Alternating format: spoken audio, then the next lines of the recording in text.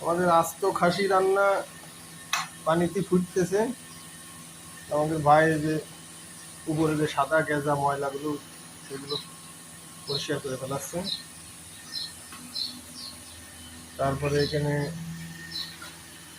আমরা ব্লেন্ডারে দেখতে পাচ্ছি ভাই আদা আর রসুন একসাথে পেস্ট করেছে। এগুলো একটু পরে ওর ভিতরে দিয়ে দেওয়া হবে।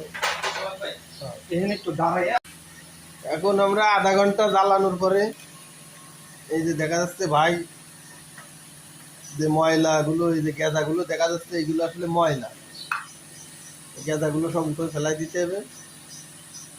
আমাদের বড় ভাই শেফ রাঙ্গু ভাই নাস্তা খাইতেছে। বড় ভাই হোসেন নাস্তা খাচ্ছে। এখন এই যে পরিষ্কার পরিচ্ছন্ন চলতেছে।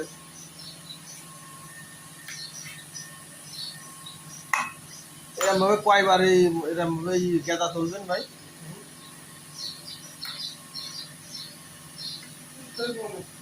হ্যাঁ, যতক্ষণ পর্যন্ত শেষ না হয়।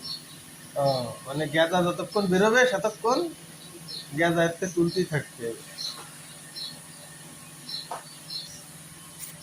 এখন এখানে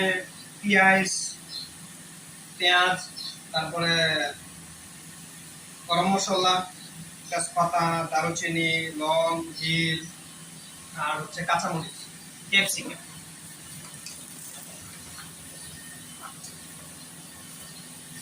মোটামুটি ময়লাগুলো পরিষ্কার করা হয়ে গেছে, তাই না? আর এখন এই আমরা দিয়ে দেবো আদা ও জিঞ্জার পেস্ট। এখন আমরা দিয়ে দিতেছি, আপনারা দেখতেছেন সবগুলোই দিয়ে দিলাম। মাংসটা খুব সুন্দরভাবে সেদ্ধ হচ্ছে। ভাই আদা রসুন পেস্ট দিয়ে দিলে, ক্যাপসিকাম, ঝাল, গরম মশলা, এখন এইভাবে সিদ্ধ হতে থাকবে। এটা কি মশলা ভাই? এটা বাহারাত আরবিয়া। ভারত আরবি। এই যে পেঁয়াজ, এখন এই যে ওর সাথে ভাই তরকারি রান্নার জন্য ওর ভিতরে তেল দিতে আর পেঁয়াজ,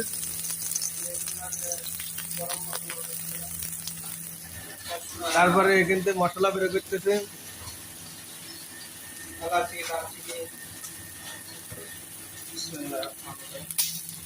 এখানে ভাই দিলে হচ্ছে গোলমরিচ, এলাচি, দারচিনি, লং, তেজপাতা,